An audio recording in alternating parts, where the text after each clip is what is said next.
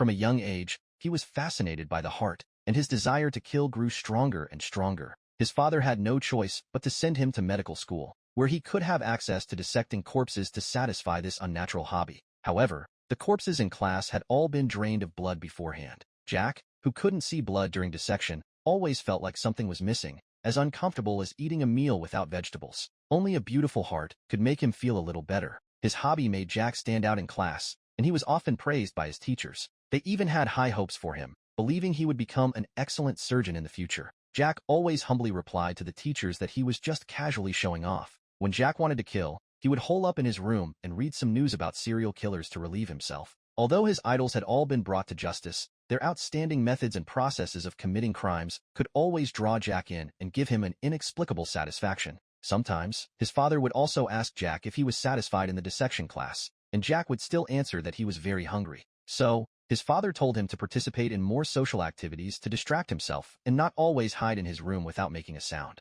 On this day, his father took Jack hunting in the mountains, which was also to help alleviate his hobby of killing. With regular outings, his father wanted to shift Jack's attention to animals. But Jack still expressed that after all this time, he was still not interested in animals and was even a little tired of hunting them. Hearing this, his father once again urged Jack to learn to control himself and shift his attention. Once he started killing people, there would be a second time, and by the third time, there would be no turning back. As soon as his father said this, his blood pressure suddenly spiked, and he suddenly collapsed to the ground. Jack immediately took his father to the hospital. It turned out that his father had a myocardial infarction, which would worsen with even a little mental stress. And his father's stress was that Jack would kill sooner or later. Fortunately, the doctor said that if he controlled his diet and managed his emotions well, he could be discharged after a few days of observation if there were no issues. But strangely, the nurse had been giving his father injections for the past few days, and not only did he not improve, but his condition was getting worse day by day. Until this day, Jack discovered that the patient next door had died from ineffective treatment.